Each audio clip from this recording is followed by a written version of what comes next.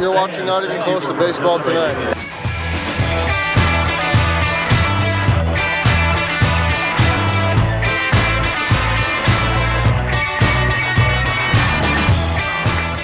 Hey. Oh wait, we're starting over. Yeah, welcome to Not Even Close to Baseball Tonight, episode 10. Yes, it took us a year and a half, but we're here. Yep. Episode 10. On May 10th. May 10th, Happy Mother's Day, Look everybody. at the irony with that. Yeah, it's pretty funny. 10th show on May 10th. It is. That's awesome. All right, well, this past week, about everything that could happen has happened in Major League pretty Baseball. much.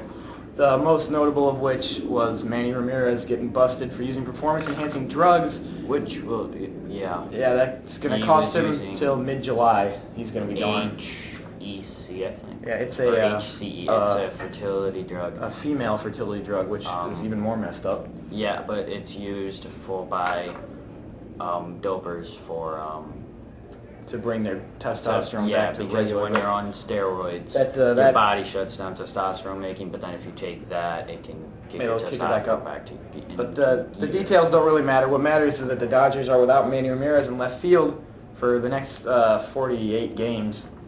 And what do you think this is going to mean for the Dodgers? Nothing? No. You don't think No. anything? This isn't going to have any effect whatsoever? It will somewhat, but it is not like they're going to drop down to last place. They have a good team already, a good young team, have good pitchers, have everything like that. They will do. Yeah, and they're in first by 5.5 games right now. and Yes, I mean they can it's just the drop pitching some that of they need those. to carry on with. But No, yeah, if the What's, pitching carries on, they'll get some offense. with Manny out of left, what is their outfield going to look like? Left, I think, will be split in between Juan Pierre and a call-up Xavier Paul. Okay. Um, Center field and right are going to stay Center, the they same. stay the same with Okay. Kemp and Easier. Then what do you think their lineup's going to look like? They'll probably, No, I'm putting you on the spot, but well, I don't know the lineup that well. They'll probably, I'm betting, have Pierre down closer to the bottom of the order, and they'll just move everybody up one. okay. Except for Hall and Hudson. Yeah. All right.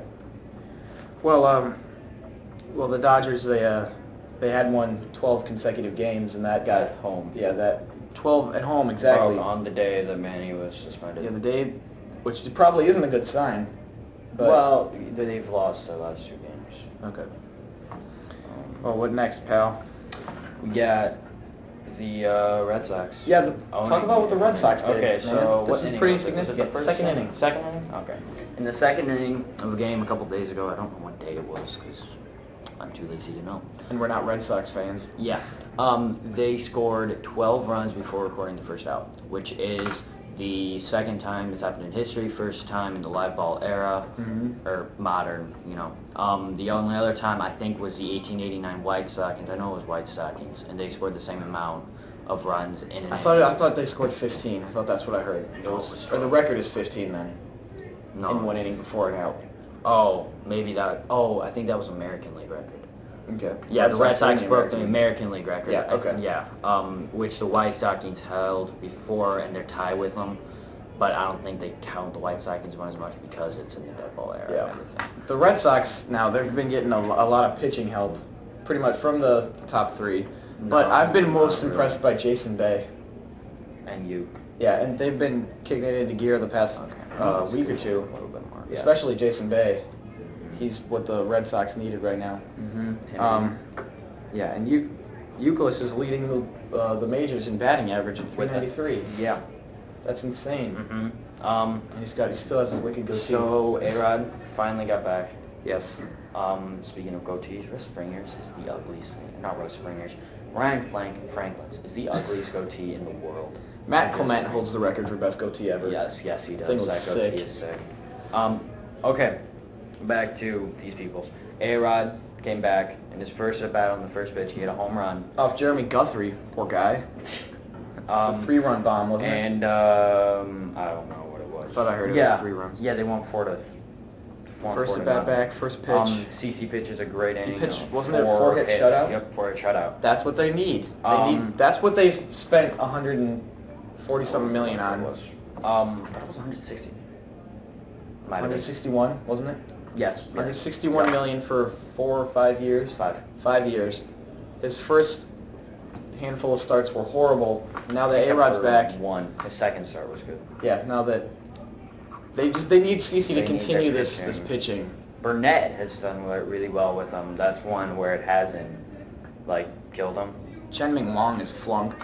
They need he him was to come back. hurt. He's in the minors right now trying to get back to pitching because he isn't getting the ball down. He needs to work on his control at the moment. All right, so with A-Rod back, what is this going to mean for the Yankees? I don't know. I don't think it's going to push them into the playoffs unless... Well, they got to get past Boston and Tampa to do that, yeah, and Toronto right now too. Mm-hmm. Unless every single person contributes really, and like Teixeira he's been getting better year, and if CC and if their rotation is crazy, then they'll be good. But I don't know, and Mo's having problems right now too. Yeah. See that when you have a closer like that who's been consistent his entire career and he's starting to drop off, that's probably not a good sign. He's an old dude, though. Yeah, he He's is. like 39. They need to get somebody who can step in and close that you can see right now. I'm thinking that if they... Swisher. That would be awesome. That would be insanely awesome. What I think they need to do is they need to take Job out of the rotation because he's only putting 91, 92 on the radar. But if he goes back into the bullpen and be the closer, I mean, that would make sense. That'd be he good. Jacks it up to 97. Yeah. I mean, that'd be a perfect idea, and they have other young pitchers that they can bring in. I mean, Hughes has done well because he doesn't have all the pressure on him now as last year. He stunk because he had so much pressure on him. Ian Kennedy had the same Kennedy, problem. Mm-hmm, yeah, I mean, I think when they aren't thought of as you need to have great years to be in the rotation and to bring us to the playoffs, you're not going to do well most of the time for rookies. But when people say, see, he's our number 3 pitcher, he's our number 4 pitcher, they're going to do what 3 and 4 pitchers do, then they don't have the pressure that everybody's putting on their shoulders, and they can just go out and pitch. Last year, where they were like 2 and 3. I think that was the problem with CC at the beginning of the year. Everybody said this guy's going to save our rotation. He's going to go out. He's going to throw 9 innings every game. Yeah, and he's a slow starter though too. Yeah, it takes him a while for. But then once he heats up, he heats up. Yeah.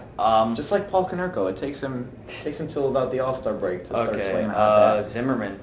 Yeah, Ryan Zimmerman. This guy's a beast.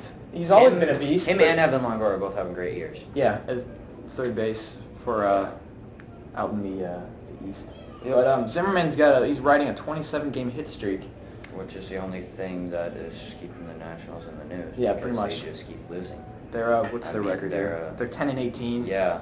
5.5 out of first. Actually, that isn't that much. That just proves how bad that division is. Yeah, yeah, that's a terrible division right now. Not as bad as the American League Central, but we'll get to that in a little bit. The West has the worst lead, 9.5.